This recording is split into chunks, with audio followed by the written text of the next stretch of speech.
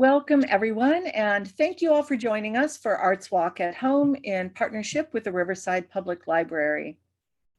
Tonight, we feature two authors with brand new books, Victoria Waddle and her short story collection, Acts of Contrition, and Marge Charlier and her work of historical fiction, The Rebel Nun. My name is Katie Porter, and I'm Executive Director of Inlandia Institute, a literary and cultural arts nonprofit based in inland Southern California. Today, I am here with Victoria and Marge to celebrate the publication of their new books. But before we begin, Inlandia Institute respectfully acknowledges and recognizes our responsibility to the original and current caretakers of this land, water, and air, the Cahuilla, Tongva, Luiseno, and Serrano peoples, and all of their ancestors and descendants, past, present, and future. Today, the Inlandia region is home to many indigenous peoples from all over the world, and we express our gratitude to them for allowing us the opportunity to live and work on these homelands. And now, just a few housekeeping notes. I do want to let you know that closed captioning is available via the CC icon on the lower portion of your screen.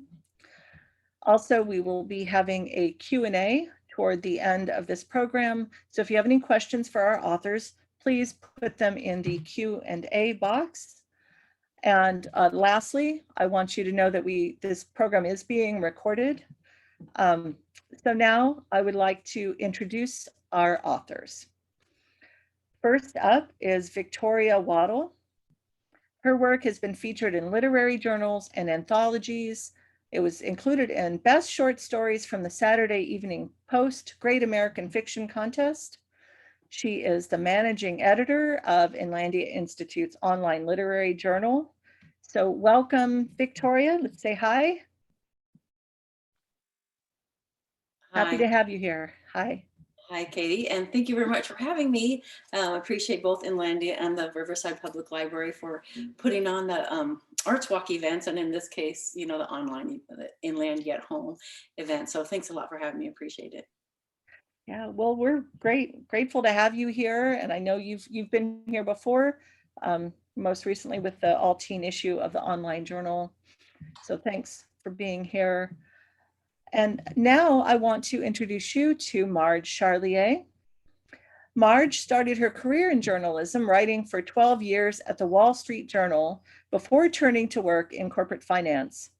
After more years than she wishes to count in corporate financial reporting, she retired 8 years ago to write fiction. So welcome, Marge. Thank you. Thanks for having me, and thanks to the Riverside Public Library and to Inlandia Institute. This is just so much fun for me. I really appreciate the opportunity to do this. Thank you. You're welcome. And true to a writer's heart, you're off at a writing retreat right now. So that's very cool. And a lot of us, I think, are jealous to have that. That's wonderful. So now I want to go ahead and bring Victoria back, and we're going to hear from Victoria. So welcome, Victoria. Hello.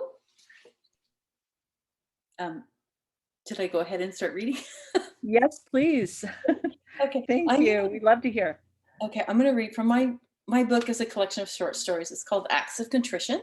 It's 14 stories that are thematically linked by women who are trying to find some boundaries in their lives. And I shouldn't just say women, females. So they run from children to adults. And the first story is one of the framing stories that looks over an arc of time. And it's called The Bitten Woman. So I'm going to just read straight out the book. The Bitten Woman. Like all legends, the Bitten Woman once had a name in the days before she befriended the ghosts of the dead. She was once an unbitten woman, a raven and ivory beauty, as my great aunt told it. It was my grandfather who had the only portent that she would come to harm.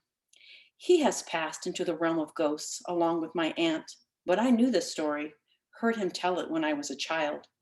He was a guest at the wedding, foreshadowing evil with a cotton-coated tongue, dry whispering a killjoy truth into this most celebratory of the 7 holy sacraments. There's something queer about Henry. This was so long ago, decades before my birth, and you know how old I am. When people might sense the strangenesses that someone was capable of, and yet only whisper of them. Once given the story, I wondered how my grandfather had so rightly pegged the groom. Granddad was quite the drinker, not always lucid in his logic. No one would have taken him for a seer.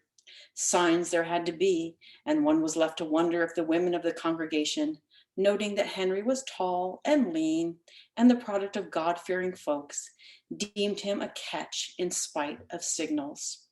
So too then, the bride.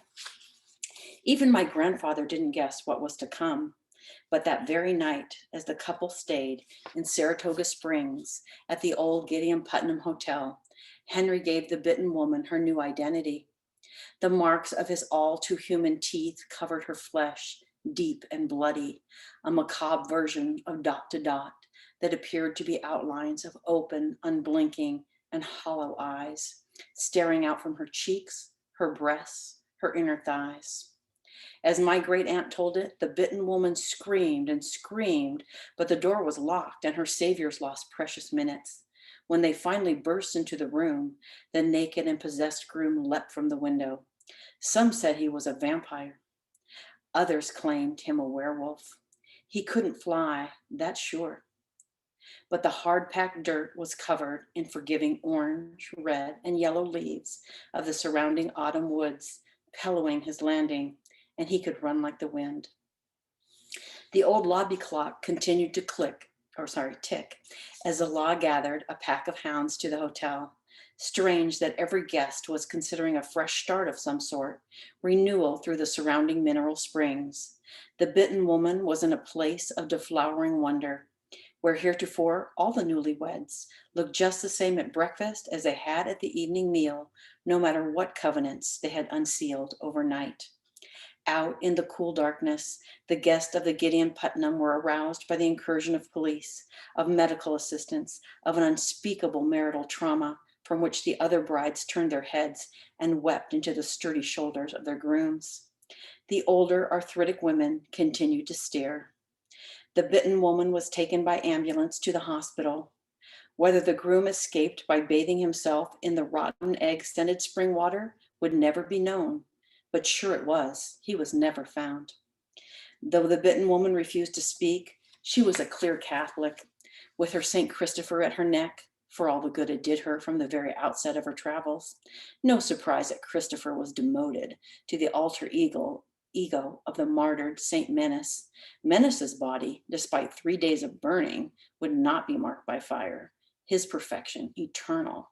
As Christopher, the saint could do nothing to prevent scarring. The priest was called, and when the bitten woman wouldn't talk, the old father thought it was the delicacy of the issue, the poor ruined virgin, and called the nuns, many of whom were at the ready in those days. They couldn't get the information out of the girl. Who were her parents, and did they have a telephone? How could they contact her kin? No matter that she refused to speak. The nuns were in touch with parishes all around the Northeast, and their moral authority scared most people into talking, even if the bitten woman could resist it. The desk clerk at the Gideon Putnam had seen the marriage license, had talked to the couple, and knew they were traveling from Springfield and would go on to the Adirondacks. He was happy to tell it, to play a part in the resurrection of the woman who was now playing dead. The parents of the bitten woman arrived. Her mother collapsed. You don't need to be told what sort of a scene it was. The great beauty now a mass of raised red scarring, the guilt and the anguish. My grandfather had been right in sensing the fraud in the young man, but it was his sister, my great aunt, who came to the rescue of the young bride. If a rescue there could be. My aunt knew enough about suffering. She was older than the bitten woman, but also something of a discard after her fiancé was killed in the Great War. It may be that people in those days thought individuals carried bad luck with them, for my aunt was never considered marriageable after that.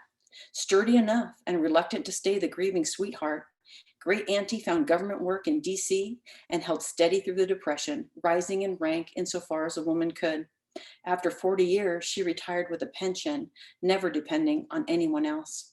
But all that was over by the time I knew her well enough to ask about it.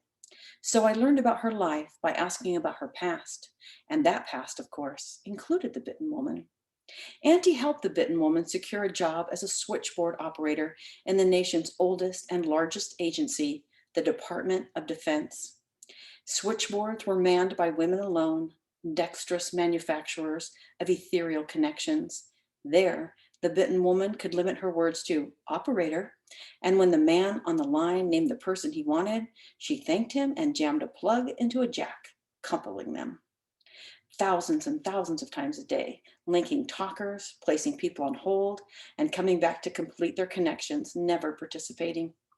There were times when outside callers, perverts, would make the salacious growls, threatening infinite acts of dark assault on the long line of innocent young operators.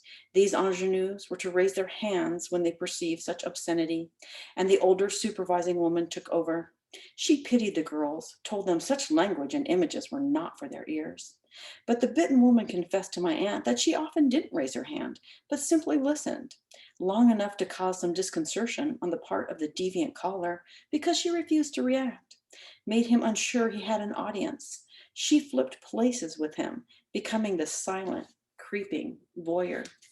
My aunt had little else to say of the Bitten Woman.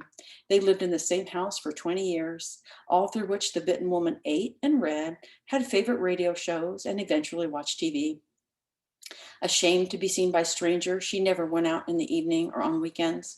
Her early, unexpected death, a tragic mix of Valium and alcohol, was seen as accidental. This view spoke to the most fundamental elements of our family physics, to a cosmology in which shame was a black hole, the density of which was inescapable. Even so, I felt sure, from the distance of generations, that the things that were sated in her life, clothing, shelter, food, and drink, left the Bitten Woman her only her impossible desire for love and connection. That desire was finally honed into her life's single purpose, to which she attended quite successfully. Of course, I thought all this later, years after the death of my great aunt. In my own teenage awakening of desire, I feared deeply the Bitten Woman's suicidal effort to end the sort of ache I now felt. It had left her a living, eternal ghost, one I saw among those few in the old house, impossible not to identify. Her fate was a matter of such consequence to me because I was a bitten girl. And then the narrator talks about herself after that, so it's a bitten girl. That was great, Victoria. You know, I got to read this in draft, and it was wonderful to be able to read these stories. And in fact, I remember some of the stories in here from way back when I was first with Inlandia and leading the writing workshop in Ontario. So it's wonderful to see the evolution, and that you finally you found a publisher for this book of stories. So for our audience out there who doesn't have the history with the book, what is your one sentence elevator pitch? You know, why should somebody pick it up? That's funny because I was thinking, an elevator pitch works a lot better on a novel, right? I'm writing a novel that elevator pitch is like the Handmaid's Tale meets Sister Wives for teens. But I have 14 protagonists. And so one of the things that I was thinking of is like, it's not as pitchy, it's not as catchy as an elevator pitch because there are 14 settings and 14 protagonists. But I would say something like budding feminists of all ages meet physical, emotional, and spiritual roadblocks, and sometimes overcome them. Very cool. Well, it is, they do have that in common. I mean, all of the protagonists are from the female perspective, and it is interesting that there's this spirituality in many of them, or conflicts with spirituality. So, I know you read a lot. You're a former librarian. So where do your books fit into the contemporary literary landscape? I think that this book would be easy to say that it is feminist literary short fiction. Okay. So our readers out there, our viewers, if that's something that interests you, I do encourage you to pick it up. I am curious, how you started on this book. I mean, did you know you were writing a collection of short fiction? No, because that was over a long period of time. It's funny because in looking at the time period, like saying, like how long does this take or whatever, some of these stories were written a long time ago, let's say. And I didn't think of putting them in a collection. And I was writing a couple of novels at the same time. And also some essays. I've had a lot of nonfiction and creative nonfiction published at the same time. And then I realized that some of my themes did have to do with like women and women who were seeking boundaries, that they just either successfully or unsuccessfully were trying to create boundaries. And so I thought, those would really work well together in a book. And I think that's how that came about. And I decided some of the essays are about that too, but I decided I didn't want to have like a hybrid. I didn't want to have the nonfiction with the fiction together in one book, which I know is popular in some places right now, but I thought the stories worked better on their own. And some of the stories, of course, didn't work. And so I didn't include them because they weren't on that topic. I wanted it to be like thematic, but it was just over a long time, which isn't to say that the book itself took a long time. It was just stuff from a long time put together. Yeah, well, it is interesting to see that we have these kind of recurring themes in our work. And it seems like that's what you discovered looking back. We have a couple of questions from our audience already. One is from Marla White, and she asks, how did you or the editor select the order of the stories? Thank you, Marla. Hi, Marla. I selected the order. And what I did was I realized that I wanted the protagonist of the stories just happened to be, again, I didn't do that on purpose. They were just stories I wrote over time, different ages. And even the ones who were adult, on some of them were looking back at their early childhood and they're telling a story of their early childhood. And then it goes all the way through to age and old age. And I just realized that since I was going to put the book together, I needed to add one more story of age because, and that is based on reality. My mother recently passed. And my sisters and I took a lot of care of her, and she had dementia. And dementia is just like, if you haven't had to deal with it, lucky. It's a terrible, terrible wasting thing. And so I wanted to include that as a kind of a reality of life and an older life of older women. And so that would be the last story. And so I actually did write one story specifically for this collection, I should say that. And that was the one, and it was just written right before the collection was accepted.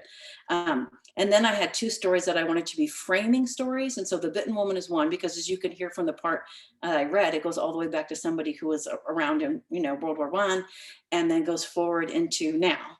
And then the last story goes from the mid 20th century to now. And so they frame, and then all the other stories are just short, a year or an event in the life of the character, starting with very young children, going all the way up to very old age. So I put in that order, and the publisher liked the order, and so we left it that way. I thought it was a good way to organize chronologically. It's easy with a frame, right? Yeah. Yeah, no, that's great. That's a great answer. So we have a few more questions from the audience, so I'll just dive in. Susan Farrar says, Victoria, my favorite story is Dry Run. Are you a runner? Was this fun to write? Well, that's a good question. Thank you, Susan. That is actually a very good question. I am probably the slow, pokiest, most uncoordinated person that you would want to meet in your life. But in my own life, in midlife crisis, I decided that I would try to run marathons. And the reason was that if you could finish, they would give you a medal, right? And one thing that I have in my life I'm really good at is endurance. I can endure a lot of stuff. And so I could endure practicing, I could endure training, and I can endure running 26.2 miles. And so I did do over time, like 5 marathons. In fact, I don't know if you can see behind me, there's books, but to the side of me, like right there, that thing, those are actually medals hanging on a little thing. And those are marathon medals. That's what those things on the wall are. So I'm terribly slow, but I did train for marathons. And that's where the idea of this story came from, because one day I was training and I got caught unexpectedly in the rain, and it was like really awful because it was cold and my bones ached and all that. It was getting dark. And so I just, the idea of the story came to me. And because of having known like rosaries and stuff, like what do you do to get your mind off of it? it's like a mantra. Other people might have a mantra, but if you've been raised as a Catholic and you can say the Hail Mary, repeatedly, then you can kind of end in Our Father. You can do a rosary and you can get yourself through things. It's a way of getting through. So yeah, thanks. Very cool. So we've got a few more questions, and we'll take as many questions as we can right now until about 7:30, and then we'll switch to our second reader, and then we'll bring both of them back, and we'll have a combined Q&A. So if we don't get to everything right now, just know we'll get to it toward the end. So the next question is from Tim Hatch. Were there any stories when you were putting together this collection that didn't make the cut? Yes. And I know that, like I said, because I was looking at there was one story that I really liked, and it's really actually, it's fiction, but it's based on the life of my father-in-law, who's a great guy. And I think that, my husband's family would have liked to have seen it like in a book. They did, it was published in a very good anthology. It was in the Manifest West. And it was about like the collision of cultures in the West. And my husband's family is Mexican-American, and my father-in-law was a migrant farm worker. So it's about this kind of thing. But he's a wonderful person. And I think I did well in the story. I think it's a lovely story. And it just didn't fit, you know what I mean? So, and then there were a couple, like I thought, should I put essays? Because I thought, well, should I say something about me? Like being a school librarian, when my school district, one day the assistant superintendent came in, talking about women and the way they're treated, and said, "Hi, how are you doing today? It was in 2008 when the economy was kind of crashing. We don't have enough money, so you're not going to have a job next year. If that upsets you, do you want to go home?" And that's kind of like, oh my God. So that actually didn't happen because, we fought, and that is part of like setting your boundaries and fighting and what are you going to do. But then I thought, it is that kind of a story, but it's also not fiction. It happened to me. So I decided to leave it out. Yeah. So thanks, Tim. I think that was a good choice. And now you'll have a book of essays you can do later. Yeah. Right. So our next question is from Stephanie Hammer. She says, "Thank you for your reading. I'm curious about the role of the spirits mentioned in this story. Will they come back in later stories?" Sorry, I know Stephanie because I know she loves like that supernatural, or she even likes like when you think of like magic realism. When I think of Stephanie, I think a little bit about magic realism. No, sorry, Stephanie. Most of them are like really realistic things that just happen. And this particular girl sees these spirits in this house, but because it does go way back, but because this other stories kind of hinge on just a very specific time and place and a real event that happens to the people, they don't come back. And none of the stories have the same protagonist. So you don't see that girl in that story who says, "I was a bitten girl." She'll tell her story, but we won't see her again. Very, very interesting. So you've not gone, or maybe, I don't know if you would even consider it for a future, but there's a trend where you've got a story cycle where everything is connected by a thread.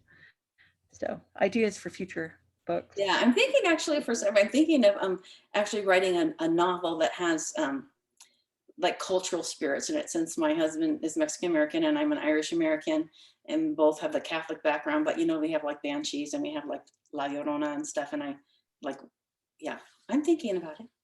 All right. So Catherine Wilkins asks, "I have your book and would like to have you sign it. Are you planning any signing events?" You know what? I think, Catherine, that this may or may not happen, but I believe it is going to happen, that on June 26th, the Imagism Gallery that's owned by like John Branningham, he's going to have a thing for like local authors and small presses where people can sell their books.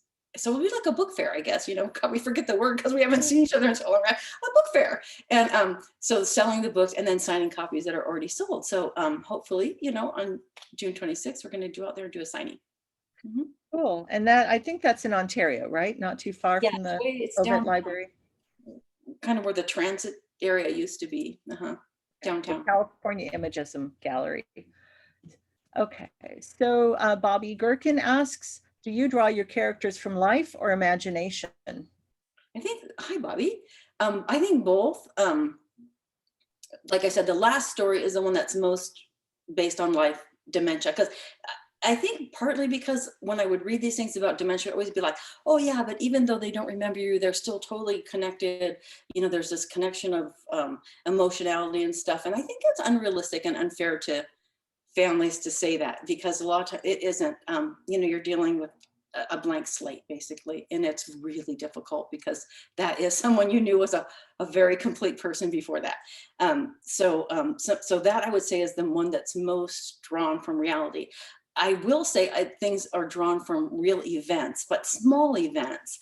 Like, so I don't want people to think, oh my God, every terrible thing that happens in these stories happened to her, because somebody asked me that the other day. I feel so sorry for you. I'm like, wait, no, you know, you don't have to feel sorry for me. Not all these things happen to me. But like, I'll just take events from life, like in the paper. One of the stories that is the signage. It takes place in Santa Barbara, and the narrator sees a boy who used to be her boyfriend, and he's like a really creepy person, and he's very wealthy. And she knows that he had done something, that he had killed a girl by in like a sex play by strangling her with a necktie. And I saw that, you know, in Ontario there was like a church, and the youth choir leader had done that to his, you know, they were newlyweds, and he had done it to his wife. And I remembered that because they had interviewed the girl's parents, you know, she was dead, and he never called 911 or anything. He let her die. And they asked why, you know, and the parents want to know, like, why did you allow her to die? Why did you kill our daughter? And he said, well, she looked gross. And so that really stuck with me. And so then I wanted to write a story around, at least that had that in it, you know? So see, that takes that piece, and then the story just comes to the other things from real life. They don't have to have anything to do with other. I like Santa Barbara. I went to school there. I had good friends there. So I could draw that in, and then I could draw this thing in, and I'll put them all together, and here we go. Here's our story. So like that. Yeah, Bobby, that's how it works. Thanks. Sounds like almost like a collage. You take things from real life and stick them all together. And yes, yeah. Kendall Johnson says, I simply love this first story, and in particular, I appreciate how you mix narrative with mythic elements. Is there a worldview implicit, or do you let that framework evolve on its own? It's a complex question. I know, it's a deep question, right? I would have to say that it evolved on its own, in the sense that, you know, again, I wasn't working toward any kind of goal in any of them. They were just separate stories that were told. And I realized, like you were saying, you know, you realize sometimes that the theme just runs through your life because you have to contend with it, and you have to contend with it over and over. And I think women, at least women of my age, I don't know, I think even younger women too, have to contend with the idea of setting boundaries like over and over, because people will keep knocking them down if you're not constantly making sure that they're there. So so that whole thing with the worldview, I think it's just something, and maybe just that's why you write fiction. Maybe really you are trying to do your worldview.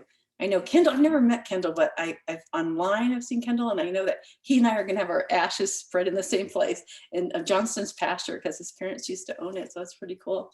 Yeah. All right. Well, they're in the walking area. Yeah. Not anytime soon. No, hopefully right? not. Fingers crossed. Yeah. Okay. Yes. Linda Rhodes asks, what was your path to becoming a writer? Was there a particular moment when you knew it was something you had to pursue? Yeah, that's an interesting question. Thanks, Linda, for asking. I know everybody who writes, they always say, oh, I knew I was a writer. Like, I used to write little stories when I was 3. And I can't say that. That's not true. And I don't think that no. I took a creative writing class in high school that I really liked. And then I never really wrote anything after that until I got to college and took a creative writing class. And I started writing a novel, which I did complete and rewrite and never sent out, because it was a practice novel. Let's just say that. It's good that I didn't try to send it out. Probably should never see the light of day. But it was a good practice, and it taught me that was something I wanted to do. But I had like my real life to contend with. I was for a long time an English teacher in high school, and some of you probably know what that means. It's constant work, and it's work every weekend, and it's even work in the summer to get ready for the next year. And I also at the same time was going to school, and I had 3 kids. I had 3 kids, and I went to graduate school twice. I have a master's degree in English and a master's degree in library science. And my husband worked full time, and he was getting a PhD. So it's not a lifestyle I would recommend to other people, but I can say that like writing was not at the top. But one of the things that I did, and if people like to write and also are really busy, one of the things that I recommend, I just tried to write poetry. And my poetry wasn't particularly good, but what it did was it kept me in touch with like the sensory universe around me, right? Because there's so much sensory detail in poetry, there's so much imagery. And I think that that was really helpful to keep me in touch, and I could do it in short bursts. I found that when I started trying to write novels and had a lot of other stuff to do, one of the problems with that was that I would even forget what I had written. Like every time that I started again to continue the novel, I had to go back and read the whole thing because I couldn't remember what happened. So that's I can hard. totally relate. Mhm. That's why I stick with poetry. I don't have the stamina for a novel, but that's a good place for us to press pause, because we actually have a question in the comments about poetry, but we'll come back to that. So I just want to say thank you for reading, and I want to bring Marge on screen, and we're going to go listen to her read, and then we'll bring you both back and do Q&A after we talk to Marge for a bit. So thanks, Victoria. See you in a little bit.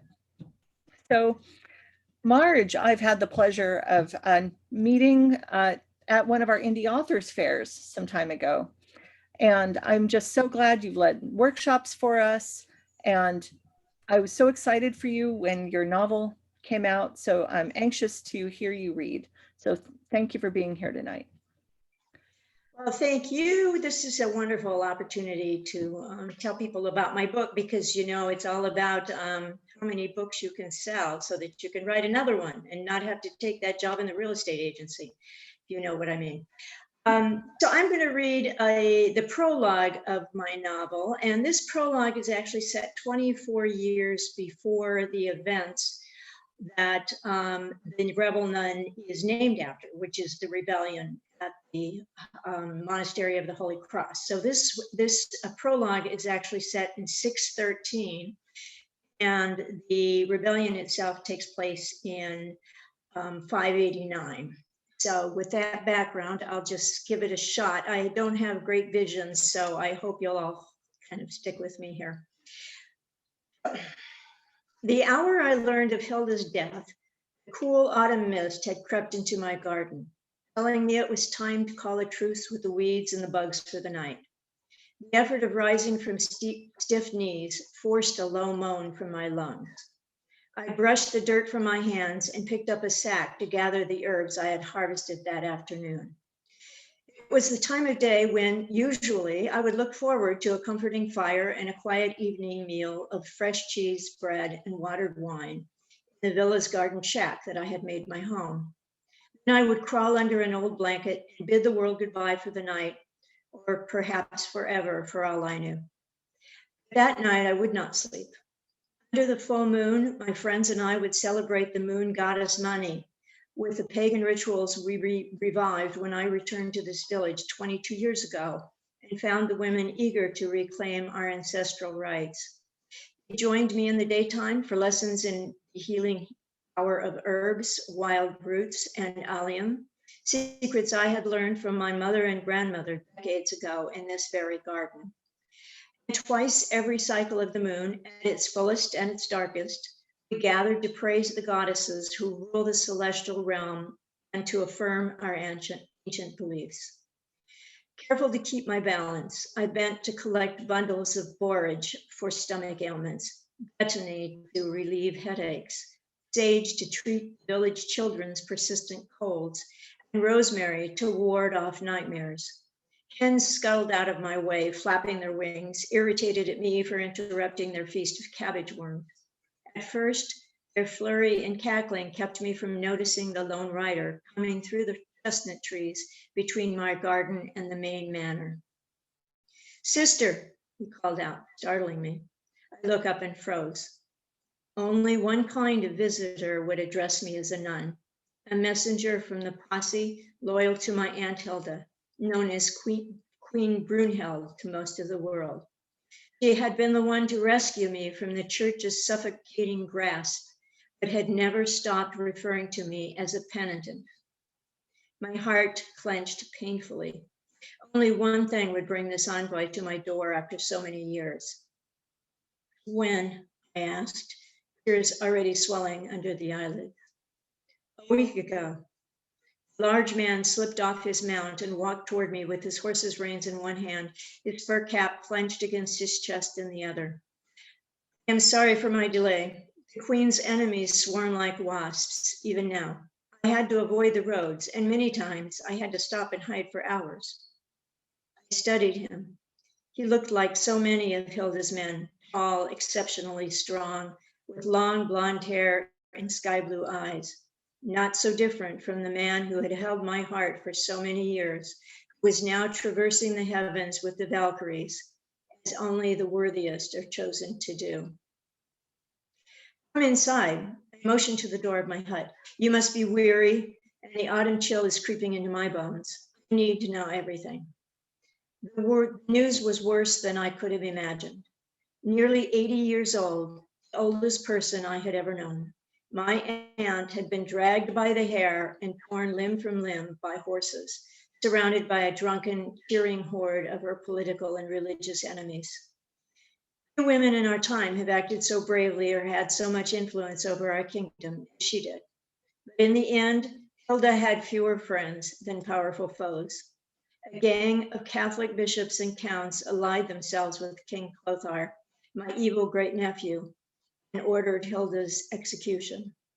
Clothar and his bishops now reigned over Austrasia and Neustria, which my own father once ruled. The women who gathered for the full moon ceremony that night with me were as distraught as I was over the news.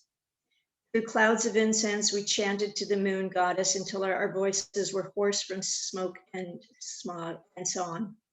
We passed communal goblets of wine and cider and tossed bundles of herbs and fragrant branches into the bonfire. These were the same rituals as ever, but hanging over us was a raw fear, a new awareness of how vulnerable we were.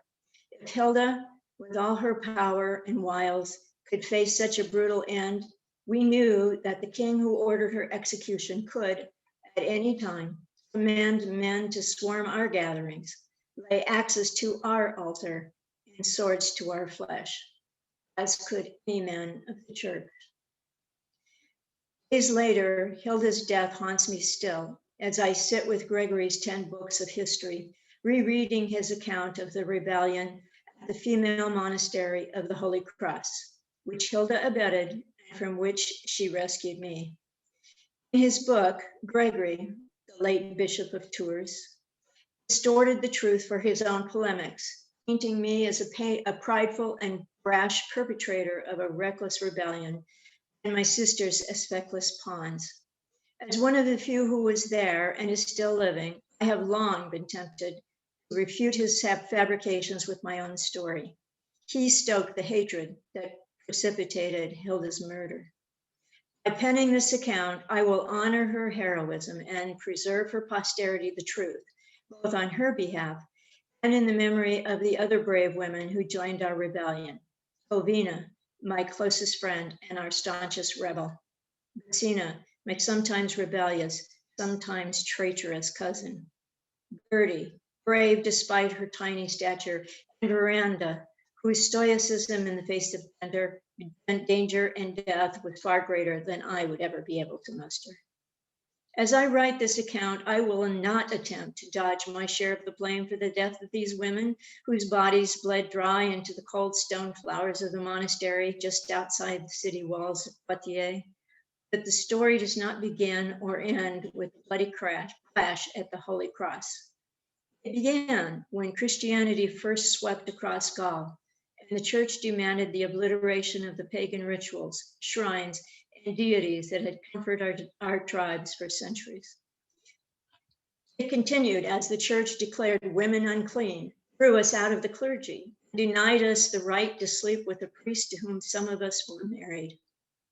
Our monastery's founder, Radigan, who had the powerful status of a queen, was able to retain her status as a deaconess and bequeath her boldness and independence to Agnes, who became our abbess. But when Agnes died, the church moved quickly and cruelly to assert its control over our monastery. The story of our struggle will end only when our kingdom is no longer at the mercy of the patriarchy and the church, when the matriarchy flourishes anew, and when pagan traditions are again celebrated across the land with impunity. That's the prologue. And that is so intriguing. I ordered a copy of your book and I've read the prologue, and I'm finding, you know, it, like Victoria's book, there's some similar themes. You've got this rebellious woman who is fighting misogyny, and I want to know what is your elevator pitch for our audience? What do they need to know about it? Well, this is my elevator pitch, and I write it down because I'm no good in the elevator. Based on the true story of a nun at a female monastery in 6th century Gaul, who leads her sisters in a bloody rebellion against the patriarchy and the increasing misogyny of the church. This is the rebel nun. You know, it's such a fascinating beginning to the story of this woman who's got these paganistic rituals, but she's also a nun, right? And I just wonder, I know that there's a backstory to this. So what was the impetus for writing this book? Wow, it was really, it wouldn't let me go. I was actually researching another novel that's based 250 years or so before this one. And I came across this incident, which was mentioned in about 2 sentences in a lecture by a woman, Dorsey Armstrong from Purdue, in one of her great courses lectures. And when I heard her 2 sentences, I thought, wow, that's a great story. Is it true? And so I spent about 2 years trying to get to the bottom of the story. And there was so little written about it, basically, other than Gregory of Tours' account in the 10 books of history. There were no contemporary and there are no extant histories of what happened. And therefore, I had to build the story around that and around the incident because there was nothing else out there. No. So you've got this seed of a story, seed of fact, and you had to research. So it's based on history, but a lot of it comes out of your imagination or trying to imagine yourself into that world. Right. And I guess what really struck me, what really pushed me to write this was I read Gregory's account in the 10 books of history. And when I read it, he calls her selfish and reckless and prideful. And I'm thinking, there's a lot more to this story. Of course, that would be a man's take, right? I do love my husband. I don't hate men. But I just felt like there's more to this story, and being told from a woman's point of view would be far more real and far more interesting. So basically, my big task was to try to understand the motivation and the reason this woman would have led this rebellion, because Gregory of Tours' account made no sense to me. Wow. So that actually leads into one of our questions from the audience. So I'll ask this. Judy Cronenfeld says, can you tell us something about any historical sources you used while writing this novel? So I know you mentioned the book. Sure. The book, 10 books of history from Gregory Tours is where I started. But then I had to look for history books that mentioned it, which I think I found 2. And again, they were just a couple of sentences. And then some of them just quoted Gregory of Tours. And then what I had to do was build around that. So I had to understand what were female monasteries like, what might have been the issues that would have affected someone in a monastery and caused them to want to rebel. I had to understand the political environment these women lived in, the religious environment. So my sources, which I actually do have a bibliography at the back of this book that details a lot of these sources. I read histories of Christianity. I read the histories of the Merovingian kingdom, which she was part of. I read all the histories of the wars of Gaul through basically the end of the Roman Empire to Charlemagne. So it was a lot of history and a lot of history of Christianity and a lot of history of women and history of monastery movement. It's a lot of research to go into just writing this novel. Yeah. I think it probably was 2 years of research and about 1 year of writing. Wow, that's an interesting ratio. That was one of my questions, was how long did it take you to write this? But it sounds like the research was more Yeah, I time. don't recommend anybody decide to become a historical fiction writer because it's too much work. It's a lot of work. I mean, you really do. I mean, I have an entire bookshelf now full of medieval history books. And that's the kind of work it takes to do one of these novels. The thing is that most people know absolutely nothing about what the world was like in 589 AD. So to some extent, you can get by with a lot, right? And I made a couple of mistakes. I actually had a chimney in one place in the novel, and there were no chimneys at that time. They had not yet been discovered. So that will be fixed in the next edition, you can believe me. But there's not a lot of people know about 589 AD, so that gives you a lot of freedom. At the same time, there are scholars out there that will let you know if you make a mistake anywhere, and not just scholars, but laypersons who really love medieval history and will be very quick to tell you when you make a mistake. So it's dangerous to go into this business. It really is. It's scary in a way. And in fact, I was quite frightened about putting this book out until I found a historian at Syracuse University who basically specializes in medieval history, was willing to read it for me and give me pointers for where I made a mistake and where it seemed real.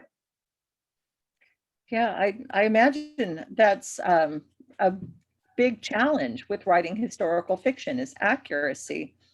And so how did you learn that the chimney was not accurate? Actually, luckily, it was a friend and not an enemy who wrote me a text and said, I didn't think chimneys were invented until 1100.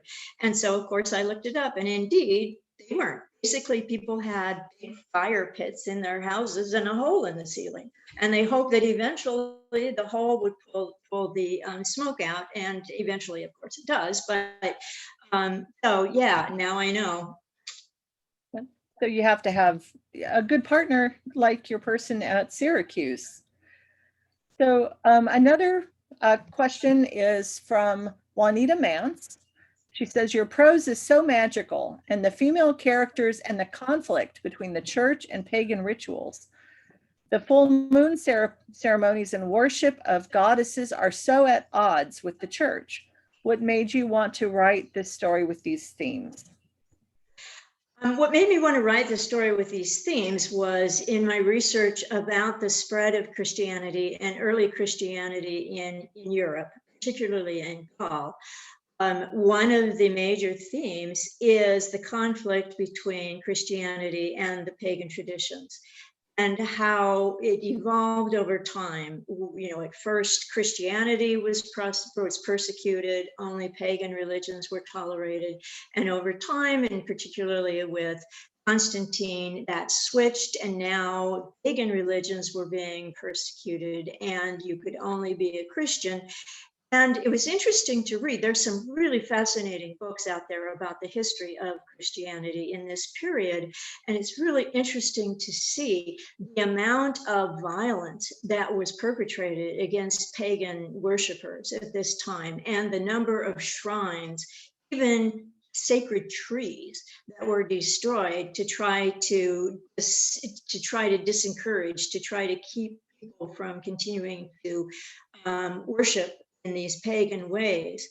The thing that I try to convince people when I tell them about this book is it's not anti-religious. It's actually quite a religious book. It's just a question of which religion has primacy at what time, and what happens in between the times when one religion is preferred and the next religion comes in.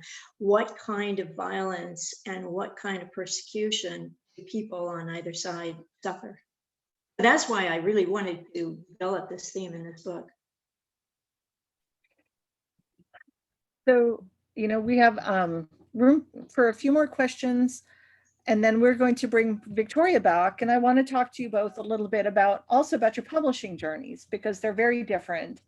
But Stephanie Hammer says, Marge, I'm wondering if there are any women authors and or poets who inspired this book and or who were muses somehow in making it. That's interesting. That's interesting, because I read between 8 and 10 books a month. So you would think at some point somebody would have pushed me in one direction or another. I would say yes, the woman who wrote, and it's escaping me her name because she's very famous and very wonderful, the woman who wrote A Secret Chord. No, The Sacred Chord. I'm sorry, about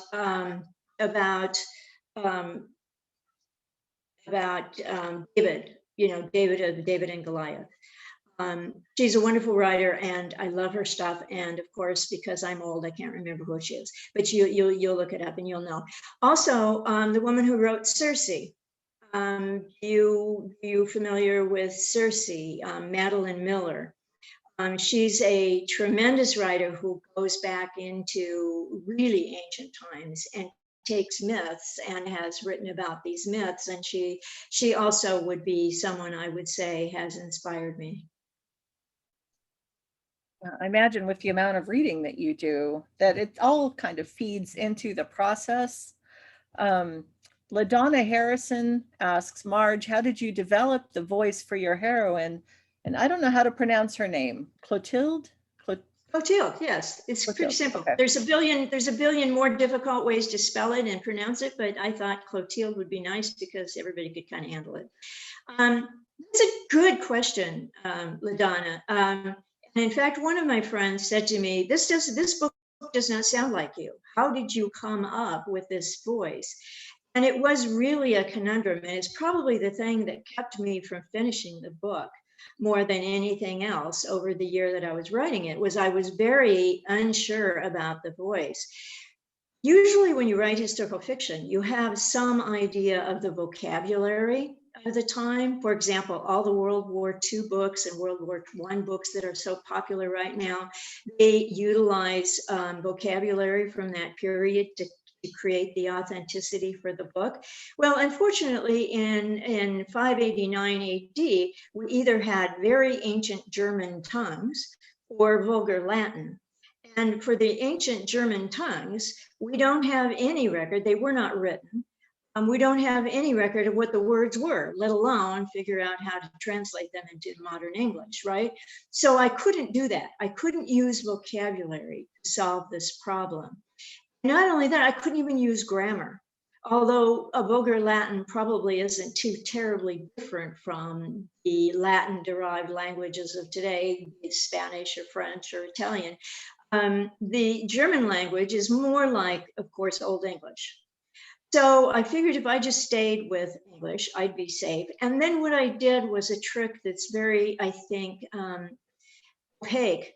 When people read the book, they don't realize I never used a contraction in the entire story. There's not one time when I say I'll or won't or didn't or wouldn't. There's no contraction. And the purpose of that was to keep the language more formal and therefore make it sound older.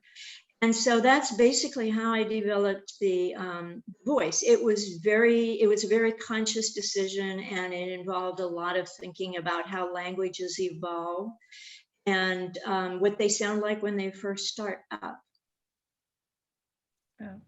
So the questions just keep coming. So let me bring Victoria back, and I'll just bounce them to each of you for a little bit, and then we'll keep going. So let's see. I'm scooting back, Victoria, to one of the questions that we didn't get to earlier.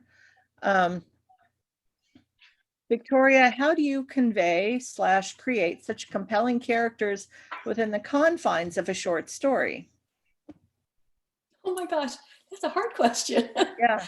I thought we were all supposed to get easy questions here, like what? Oh, no, we have thinkers in the audience. Yeah, well, first, whoever asked that question, thank you for saying that. Joelle, and I Oh, can't pronounce Joelle. Hi, Joelle. Thank you very much for asking the question, because it's very kind for you to say that the characters are compelling. And I think that characters are themselves in every, in every event of their lives. There is some way. And I think it doesn't take very long for us. Think of it like how quickly you make a judgment based on your intuition of whether somebody's like safe, or whether they're like a friend or somebody that you want to know. You don't have to know them very long, I don't think, to kind of hone in on that kind of stuff. And so you include that kind of stuff, like in real life, what do you do? The way that you see somebody treat their spouse at a party, if they're saying nasty things about them or telling jokes about them or in front of other people, like, hello, that's not somebody I want to know. But that tells me, I could tell you that's a person I don't like, I don't want to be around, and I could probably detail for you what that person's home life is like. And so when you're writing a short story, you set people up in the kind of situations where they can be known. So like, say the one that takes place in Santa Barbara, where the girl's like, she's older, but she remembers that she had this like god awful boyfriend who, killed somebody else. And she's like, oh my God, she runs into him. Very quickly, you can see the kind of person he is before you know anything about him, just by the way he talks to her. Like, she's like, what are you doing here? As if she's following him around or something, that's how he starts, and then she's thinking, well, hello to you too. And so, I think that's it. You just put them in a situation where their character comes out. And I think that's always probably one of the fun parts of writing short story, is to get them in those parts. And then there's, of course, the editing aspect of it, because when you have writing groups, which were really, really helpful, I have 4 critique groups that are very, very helpful. And once I get a story to a place where I feel that it's pretty solid, like after about 4 revisions, I'll take it to the group, and then they can help me and say, this character rings true to me, this character does not seem like a real person to me, and they can actually tell you why they don't think so, and then you can go back at that as well. So it's actually pretty, I think, pretty much just put the person, what the person's like, just put him or her in a situation where their personality shines, and it'll be clear to everybody real quick. And that is a reminder to us to not speak ill of other people at the punch bowl. That's right. Unless we get put into one of Victoria's stories. Attention. My sister bought me a long time ago, it's really old, but I have a sweatshirt that she bought that said, be careful or you'll end up in my novel. So so this is a question that steers us a little more into the behind the scenes with writing a book and the things that go into when you get your book published. This is from Kendall Johnson. He says, for Marge, great text, well written, thank you. 2 of the blurbs of your book are interestingly different. Daryl Ponison classifies the book as a yarn, and Dorsey Armstrong, on the other hand, calls it firmly rooted in equal parts rigorous research, etc. And what he then goes on to say, more male naysaying. So he's editorializing a little bit, but it's an interesting conversation about blurbs for books and maybe about the perspective of the reader. I didn't even look to see, but I guess what his question comes down to, if those were maybe backhanded compliments, I don't know, from men. Well, I don't know. I mean, I know Daryl Ponixan, and I don't think he meant it as a backhanded compliment. Okay. I think he was surprised by the book. I think he was surprised to find that it was a story that intrigued him and that he liked, even though it wouldn't necessarily usually be something that he would have read. Now, Daryl's a very famous author. He wrote, The Last Detail, which became a movie, a very famous movie. And so I appreciate Daryl's comment. I think the reason it's different is probably because he came into this book thinking, I don't know if I'm going to like this, but I'll read it because I know her. And he was surprised, I believe, I'm putting words in his mouth, that he liked it as much as he did, which is why he said it was a good yarn. Whereas Dorsey Armstrong, obviously being a medieval scholar, comes to the book from a different perspective. And what I loved about what she said was scholars have long wondered, how this rebellion could have taken place. And finally, someone made a story out of it. So I love that. Love that. Very cool. I do wonder if there's an if somebody, when they see women's fiction, or that it's a book that has to do with women protagonists, if men make assumptions maybe about what it might be like, and then so he was surprised that he liked it, or maybe he's surprised because it's a genre that he doesn't normally read. Unfortunately, I don't know him, but that was, I thought, an interesting question about blurbs, and that's one of the things I think readers use to decide whether they're going to read a book or not. They look at the back of the book and see who has given it an endorsement. You both have different publishing journeys. I would like to hear, for instance, Marge, you've had a long history of publishing independently, and then you've got this book picked up through the traditional channels, sold by a literary agent to a major publishing house. And Victoria, I know this is your first book, and I think that your journeys are a lot different. So maybe Victoria, can you speak to how you found your publisher? And then I'd love to hear from Marge about that process.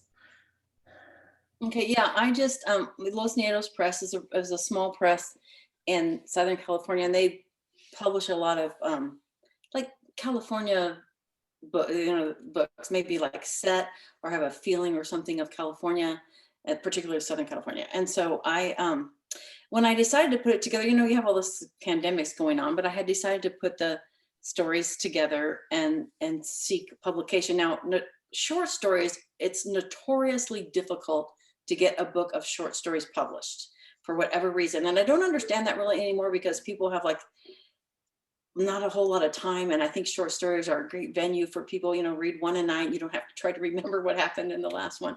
So I'm not sure why that's still true, but it always has been. And usually the only people who get a big like contract with an agent for short stories are already really famous in some realm, like Tom Hanks had one this year that was a bestseller because he's Tom Hanks. So other than that, like, what do you do? So most people go into like contests, like you can just submit to a contest with a literary publishing, like a small publishing thing, and they'll pick somebody. And so I thought, well, I put these things together, I'll go ahead and submit them to a couple contests. And I did make in the finals, which was really nice, but I didn't win the contest. And the feedback that came back to me was kind of like in the sense of like, the way I broke it down, and this is not exact words, so this was my interpretation of it, was, yes, we love these stories, but these are not the stories we're looking for this year. Okay, so I figured, that's valid. They're looking for a certain kind of thing, and I am not writing that thing, but this is what I have. So then what do I do? So then I thought, well, I'll go ahead and I'll look for not a contest, but for a small publisher that would look for this kind of thing. And because the stories, even though it doesn't sound like it, because what I read was like takes place in the Northeast, the girl who's telling the story lives in California, and all the other stories take place in Southern California somewhere. And some of them have very recognizable settings and locations and stuff.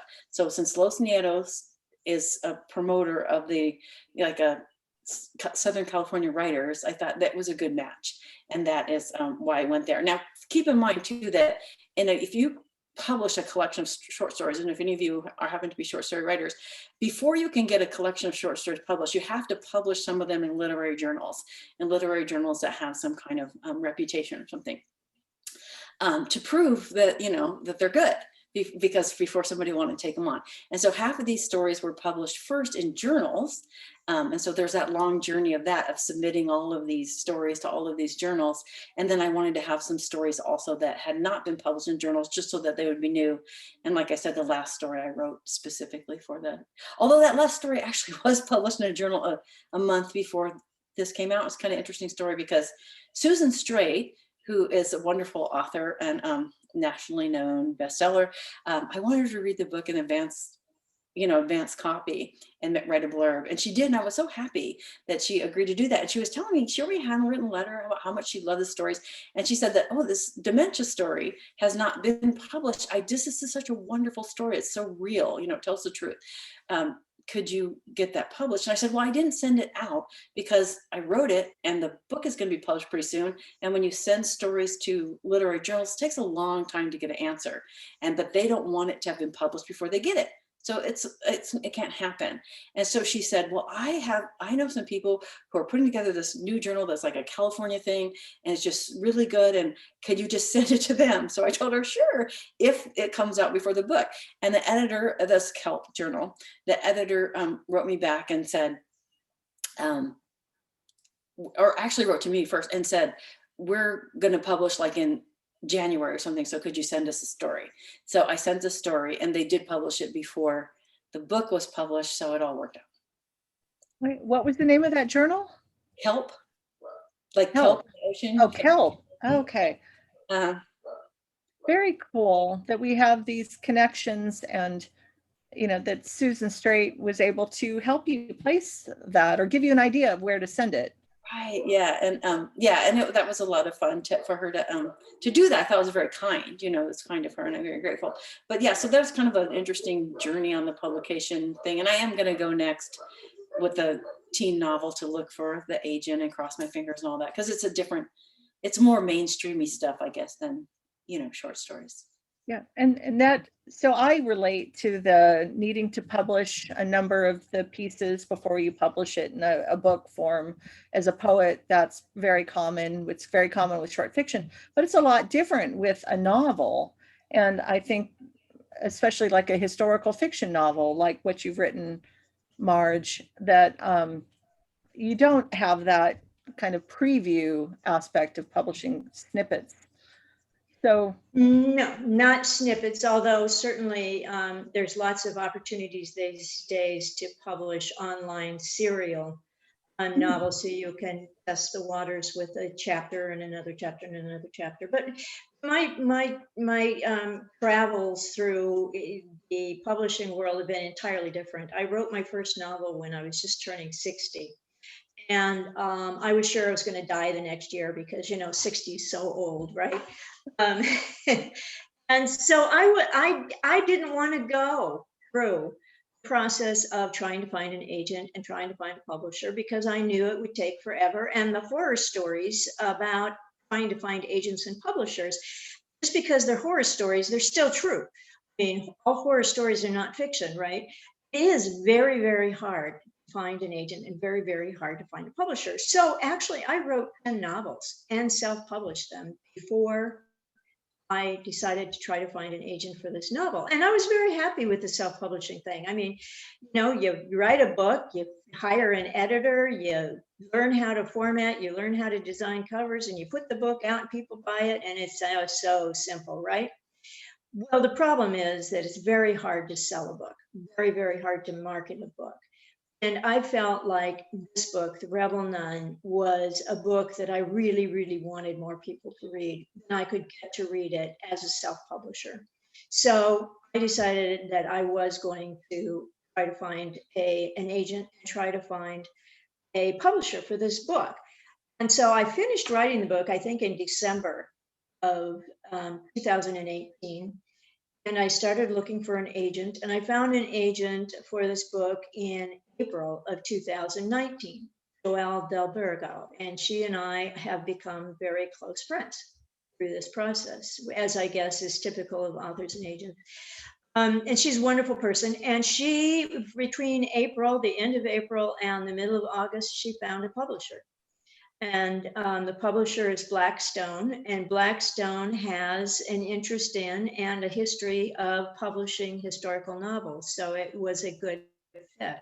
And they don't just publish World War II novels, which tends to be the only thing that gets published in history, in historical fiction these days.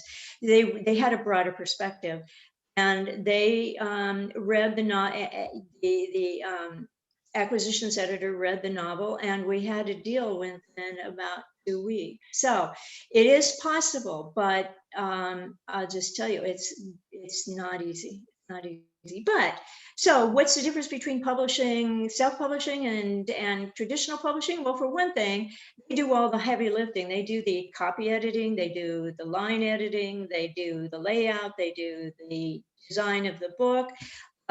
This book happens to have a lot of art involved in it. The very font that's used for the titles and the chapter headings was designed specifically for this book. It's called the Rebel Nun Sans font, which I think is really special. There's a family tree inside the front of the book that is incredible, that was designed by, maybe you have it there, by Yeah, I do. by the artist. I sent her the blocks, you know, it is just a tremendous piece of art. And there's a map, and anyway, they put in the cover itself is so different. It was wonderful to have that team behind me, because I was used to having to do all of that myself. You still have to do marketing. Yeah, well, it occurs to me too that you're having published all of those novels on your own was proving, you know, you had developed a brand, you had developed a platform, you had developed a style, and clearly you're a writer. You take it seriously, you know, and this book, if folks at home, I don't know that you can see it, but it really is, it's beautifully designed. And you know, I love Victoria's book as well. And it's just interesting to see, you know, how different publishers put books together and the choices that are made in cover design. And that's something often that you have with when you publish yourself, you don't have to worry about anybody else's opinion about the cover art. You can make all these creative decisions and it's all yours. But when you work with a publishing house, did you have a lot of say, Marge, in how it was designed? Yeah, I mean, we started with a discussion, and they wanted to know what I was looking for. And I said, I do not want the typical historical fiction novel where you see a back of a woman's head and, you know, her long hair, and in front of her is either a castle or, you know, the moors or a cathedral or something of that sort. I didn't want that at all. What I wanted was something that was more graphic and that didn't say, this is a woman's book, which so many of those books say. I think I wanted something that was interesting, graphic, and yet still set a feeling of the time period. And I think those weeds, or whatever they are, that that she used, Catherine is her name, by the way, Catherine English, excellent artist. The weeds that she used, and you can't tell from looking on a screen, but it has a lot of texture, and there's even a shine on the inside, sort of a silver shine on the inside of some of those leaves. I mean, she really did a tremendous job, and I had a lot of input. In fact, she presented me with 5 or 6 different options, following what I had told her about what I wanted before we chose one. And the one that I chose is the one that we got. It was really a very collaborative process, much more than I know some people. I have a lot of friends who have published with publishers who did not have that experience. So I just have to say, Blackstone was wonderful about it. Yeah, I've heard horror stories of authors having no say in the design of the book. And in fact, I have a close friend who had the book had one title, but they didn't like, they wanted a slightly different angle. So she ended up changing the title and having to write an entire new chapter in the book or section of the book to make the title fit. You know, and as poets, I think most book covers and don't have, and with small presses, you don't always have a lot of say in what the outcome is going to look like. But we have a question about titles. So Cindy Neisinger says, looking at the title, I'm curious, and this is to both of you, about how you maybe have a little more to say about that, right? Want to go ahead, Victoria? Come with your title, Victoria, because I know it went through a couple of. It did. But the title that we started with for the collection was Yonder Rhine, which is the title of one of the stories in there. And I liked it because it's from a poem by Emily Dickinson where she's talking about tossing, like you take your life and just throw it away like yonder Rhine, you know, it's like the Rhine that you just toss, it goes over there. And a lot of women's lives, I think, in history have been just tossed like they're the yonder Rhine, the Rhine that gets tossed over there, and everything else like that matters is like, man, it's right here. So, but we thought that, you know, a lot of people wouldn't have read the Emily Dickinson, they wouldn't know the poem, they wouldn't connect to it. That was enough just to have that idea in the story, because in the story, there's a girl at school who keeps reading Emily Dickinson poems and doing a lot of weird things, and a teacher's trying to figure out what has happened to her that has led her to be in this terrible situation. And so we start with Acts of Contrition. None of the stories are called Acts of Contrition. Often in a short story collection, the title will be the title of one of the stories. But because we decided that we kind of liked it, and actually the publisher recommended, although they didn't say you have to have this title, you know, they just said, Frank Kearns, a publisher, just said, you know, how about this? Because in the last story that frames it, you must remember this, the girl's talking about a neighborhood that's like full of Catholics and kind of like funny things that they, you know, they used to go to church here and they used to do that. And this is what the neighborhood's like. And just some of it just for, you know, to be funny or whatever, but there's a serious idea behind it with what happens to the girl. But then she's one of the first people that in her catechism class that learns to say the act of contrition. So because she's good at memorizing stuff. And so he said, you know what, that's like a thing, like what's a theme kind of that runs through here is like even laughing or snarking. I don't know if you guys can, because you saw Katie's, it was to, this is one of the earlier, the cover art was by Alita Jacobson. And this is a little bit different than the one that Katie has. So if you can see that when we first were worn, I kind of like this, but it was like, see, this looks like an eye winking. You can see there's an eye. And then this actually looks like a mouth with a little, so it's like somebody going, you know, act of contrition, but not really, you know, that kind of thing. And also there's a story in here where a bunch of people come to this woman's house and she's been up at night because she has hot flashes and she baked a pie in the middle of the night. So when like the Mormon missionaries and the Jehovah Witnesses come and her neighbor who's really new agey spiritual, they all come and she decides she's going to feed them the pie that she made in the middle of the night. And one of them has like some, you know, blackberry juice dripping down his face. And so I thought, oh, that fits so perfectly. And so they made the cover, and this was, you can see it says not for resale. This is one of the like first, you know, editions, or let's look at it and see what we think. And then the publishers, because once we get that idea in our head of like that being a face, we can't get the idea out. And then maybe that'll just take up too much room in our head and not leave enough room for the book, right? So we had it like, it had to be altered slightly to not be quite so much of a winking, jokey face. It is interesting that we go through this process to come up with the title, to come up with a cover that we hope reflects the character of the stories. So Marge, how hard was it for you to come up with the title?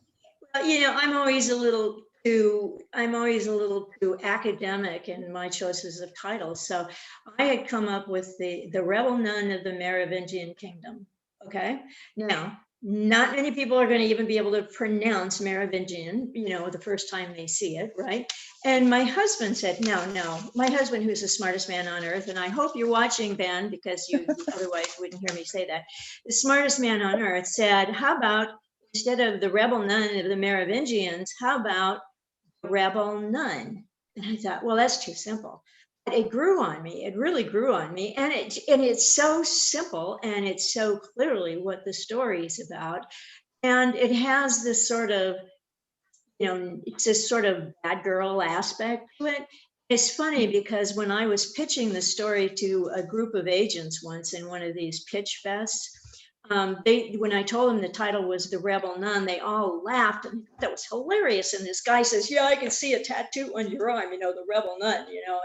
And I realized that it really does have a character to it. And the agent didn't suggest a change. The publisher didn't suggest a change. So my brilliant husband is responsible for this title. So I can tell you, I think Ben Miller right? Yes, Tim, yes. he is here, and he did Hi, ask, Ben. who's going to play Clotilde in the Rebel Nun movie? That is a very good question. And we have talked about that. And unfortunately, she has to be blonde because that would have been what Clotilde was, coming from a fairly a Germanic blonde background. So she would have been blonde. And I thought Scarlett Johansson would be a really great, because she also has to have a great presence. And she can't be petite. She has to be a strong looking woman. And I think, you know, Scarlett Johansson would be my choice. I mean, at one time I thought, what's her name? The Wonder Woman lady, Gal Gadot. I thought maybe would play it, but she's a little old now. A little. I hope she's not watching. A little old for the part, and she's not blonde. I mean, she's just too brunette, too dark haired. So I think Scarlett Johansson's a choice. Very interesting. And I would have thought Scarlett was older. She No, probably nothing. is, you know, but you know, it's wonderful what makeup does. So, and she's still got the body; she can handle it. So, Scarlett, if you're listening, hopefully you'll take that part. We have a question too. I mean, there are a lot of great questions in here and comments, and I encourage Victoria and Marge to read through them. You know, I'll just throw a few things out there. Dr. Joan Kerper, who's a regular with our Inlandia workshops and events. And Marge, she had a comment for you saying you were right on track with all of your historical research. Have you been influenced by The Chalice and the Blade by Eisler? Also, there is so much rich history in the Sister Fidelma books by Peter Tremaine. Were they a source of info for you?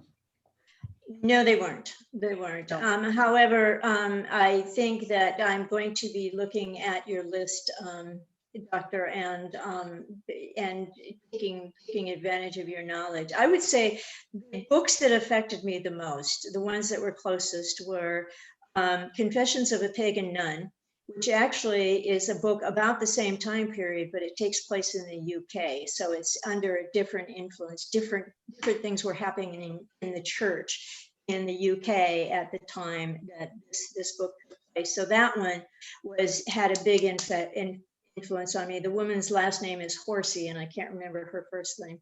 The other one is the book Pope Joan, which was a very famous book about a woman who supposedly took her brother's name and became Pope, and then was discovered and murdered. In a much later time, but a book that really affected me in terms of the sense of a woman trying to make her way in a world that wasn't built for women, was The Birth of Venus. That's another book that I think really affected how I approach this story. One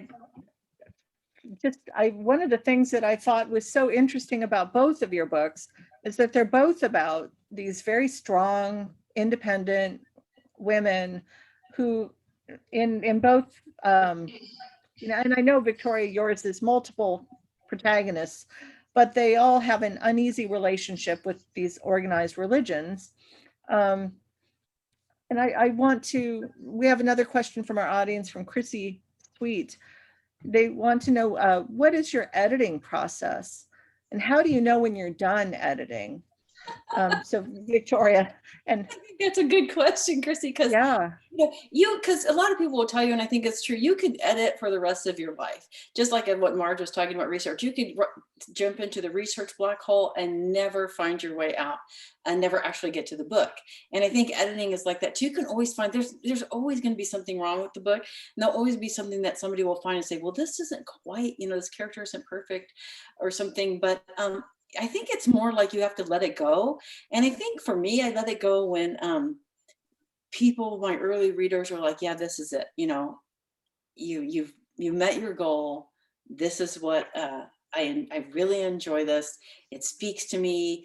I had an emotional reaction to it, that kind of thing. Because you could literally just stick In fact, I'm sure there are stories about that are written about people who never finished their first story because they write it for their whole life. And so, yeah, I look to others, I guess, to help me make that decision, because nothing is ever perfect, and nothing I've ever done in my life ever is perfect, no matter what it is. So I know the stories aren't perfect, but I knew that it was time to let them go because other people had helped me make that decision by telling me they were ready. I once heard Maggie Shipshead, right after she finished seating arrangements. Maggie Shipshead, is that how it's said? Maggie Shiphead, I'm not sure. Anyway, she's got a new book out that's apparently 670 pages long, which is far more than I'd ever be able to write at one sitting.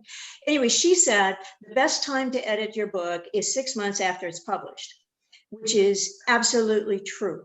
And in fact, tonight, when I read to you my prologue, there were 3 editing changes that I made to make it better. And if I had the opportunity to go back, I would do another rewrite of that book just to fix all the things that now I don't like, right? You never, ever get to the point where you love your prose the way you wish you could. And in fact, my book was also put out as an audiobook read by a very famous and very wonderful narrator called Kate Reading. And her voice is beautiful. She does voices of all of the characters so wonderfully. I can't listen to it because I know I'm going to hear a sentence that I go, oh my God, who wrote that sentence? You know, there's no way you ever get to the point that it's perfect enough for you. But the editing process itself, I have a beautiful, wonderful beta reader, happens to be my niece. And she's excellent, and she's free, and she's perfect. And she always reads my books first. Then I hire a copy editor, not a copy editor, but a line editor. And then when I turn it over to my agent gives it to the publisher then hires a line editor, and then the publisher hires a copy editor. And so all of that's done for me. So it goes, in your case, it went through 2 stages of line editing and copy editing. Right. But the last one is the only one that matters. Well, you know, and I've heard it said that it's a draft until you're dead. And I've known of writers who've walked into bookstores and pulled their book off the shelf and made edits in the book and put it back. And I feel that way. You will find things every time you read it. So maybe the key is don't read it again. When you're done, be done. I mean, this has been really a wonderful conversation. I wish we had time to talk more about everything, but folks, if you put a question in the Q&A and it's a really burning question and you'd like me to share it with them, email it to me at Inlandia.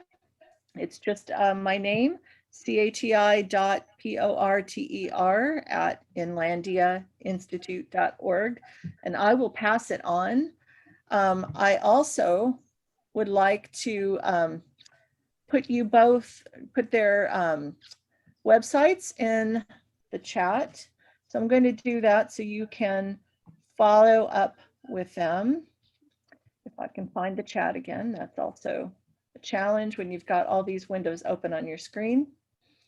But I am just in awe of you ladies for writing fiction and publishing fiction and getting your work out there. You know, I had, questions that I wanted to ask about, how much help you've gotten with marketing and publicity and how you feel this is going to help your careers as writers. So we'll pause on those questions, and I know that you're both going places, and I'm excited to see what comes next.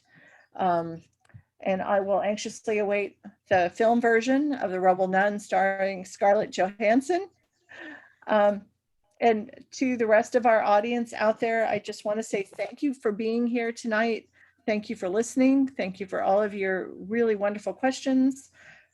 Join us this Saturday, June 5th, for another book launch here in this same place.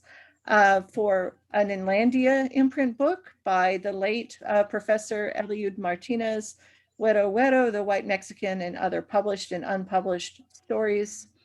And thank you all for being here. We will see you again soon. Have a great Thanks, night. Katie.